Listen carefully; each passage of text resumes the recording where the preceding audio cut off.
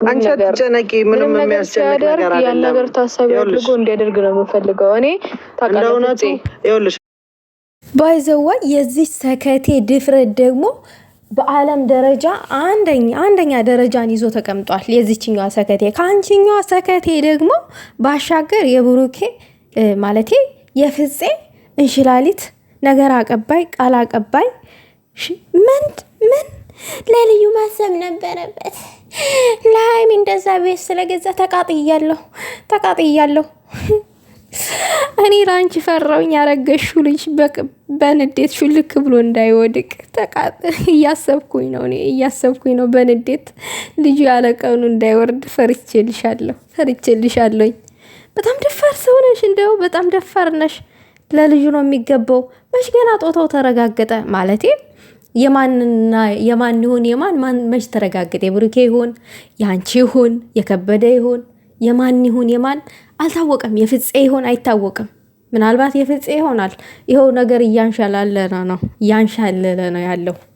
ብሩኬ አለች የልጅ አባት ለመሆን እኔና ብሩኬ የልጅ አባት ለመሆን እኔና ብሩኬ ረጅም ጊዜ አብረን መቆየት አይጠበቅብንም። በእርግጥ ከዚህ በፊት አብረን ረጅም ጊዜ ቆይተናል። ነገር ግን ደግሞ ልክ እኮ ነሽ። ረጅም ጊዜ እኮ አብሮ መቆየት እኮ አይጠበቅም። የልጅ አባት መሆን 5 ደቂቃ ምናምን ነገር 5 ደቂቃ ምናምን ነገር ሙሙሽን ታቀማምሻለሽ። ከዛ በ5 ደቂቃ ይያዛል እኮ ልጅ። ይሄ እኮ ቀላል እኮ ነው። አንቺ እኮ እውነት እየተናገርሽ ነው። ውሸት የለብሽም። ዶማ ከሰው ህይወት ውጪ ሂጂና የልጅሽን አባት ፈልጊ። እንዳንቺ አይነት ሰከቴ።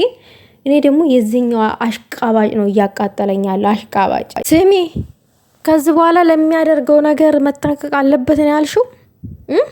አንቺም አልተጠነቀቅሽም። ቀሚስሽን ስገልቢ ምነው ፈርሞ ያገባኝ ባሌ ነው አልሽ። ምነው ተውረገረግሽ? ማነሽ አንቺ? ማነሽ? ይሄ እኮ ዲቃላ እኮ ነው ተሸክመሽ የምትዞሪው አርግዘሽ። ዲቃላሽን እኮ ነው ይዘሽ የምትዞሪው። ምነው በክብር እናትና አባትሽ ልልልል ብለው የዳሩሽ አስመሰልሽው እንዴ? ፈልገሽ እኮ ነው የልጁን ስም ለማጥፋት ፈልገሽ ያደረግሽው ነገር ነው። ምን አይነቷ ደረቅ ናት? አንድ ነገር ለአንቺ የምነግርሽ ነገር ቢኖር ወንድ ልጅ እኮ ይሆናል ሌለ ምን መሰለሽ፣ የሴትን ልጅ ፈገግታዋ ይማርከዋል። ፊት የለ አሁን አንቺ ላይ ፈገግታ፣ የትኛው ፈገግታሽ ማርኮት ነው? የትኛው ውበትሽ ማርኮት ነው? አሁን ከአንቺ ጋር ብሩኬ አንቺን አቅፎሽ አድሮሽ ልጅ ሊያመጣ የሚችለው? በስመ አብ ወወልድ ወመንፈስ ቅዱስ። እግዚአብሔር አምላክ ይቅር በለኝ። ወይኔ ጉዴ። ብሩኬ ለልጁ አያንስም። ልጁ የብሩኬ ከሆነ ሃይሜም ልታሳድገው ትችላለች። አንተ በጣም ደፋር ነህ። የምሬን ነው።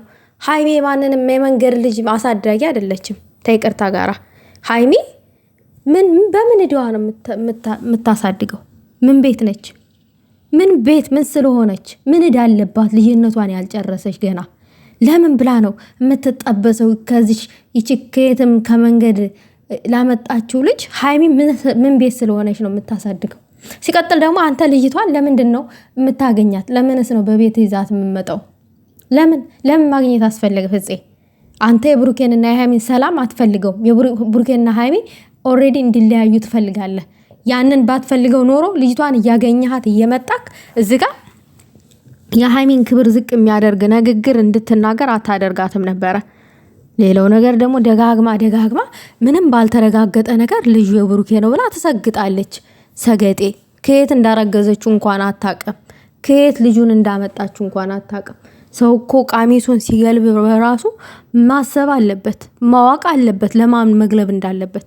ይቺ እኮ ለውሻ ትግለብ ለድመት ትግለብ አይዶን ነው የምናውቀው ነገር የለም። መታ ግን እዚህ አንድ ሚስኪን ልጅ ተጣብቃ የእሱ ልጅ ነው በፈጣጣው የእሱ ልጅ ከሆነ ደግሞ ብሩኬ ለልጁ አያንስም ብሎ የማሽቃበጡ ጥግ ደግሞ የፍፄ ሃይሚ ታሳድጋለች ደግሞ አለ በድፍረት ማለት ነው። ሄዳ አንተ አሳድግላት ትውለድና ትስጥቅ አሳድግላት። ሃይሚ የራሷ ልጅ ነው የምታሳድገው። ምን ቤት ናት ሃይሚ የምትቃጠለው? ምን ጉር ናችሁ እናንተ?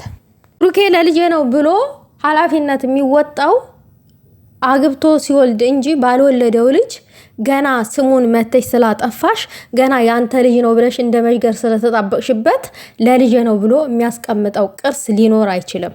ገብቶሻል አይደለ? ለሃይሚ ቢያደርግላትም ሃይሚ ከሱ ጋር የለፋች ብዙ አመታትን አብራ የኖረች ዋጋ የከፈለች ሴት ናት። ንጹህ ልብ ያላት ሴት ናት። ሌላው ነገር ደግሞ ሃይሚ ለጥቅም አይደለም የቀረበችው፣ በጥቅም አይደለም የተገናኙት።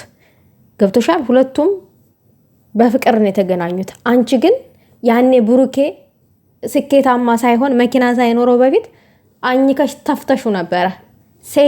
የሴቷ እንቁ ስማርቷ መታ ህይወቱን ስታስተካክልለት እጅ ለእጅ ተያይዘው ላይፋቸው ሲቀየር መጣሽ በመኪና ለመንፈላሰስ ቤት ላይ ምናምን ነገር ለመኖር ችጋራ።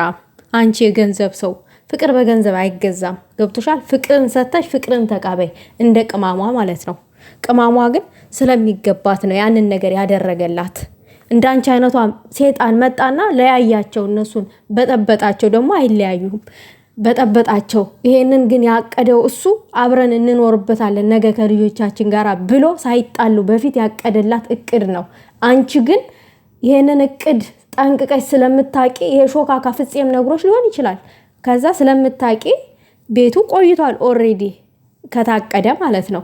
ይሄን ስለምታቂ መጣሽ። አሁን ቤቱ ለምን እንደዚህ ያደርጋል? ለሃይሚ ለልጁ አያስብም ወይ ምናምን፣ ሌላ አበተካራ፣ ሌላ ወሬ ፍፄ ማለት ነው። እኛ የምንፈልገው የሃይሚንና የብሩኬን ሰላም ነው። ከዚህ በላይ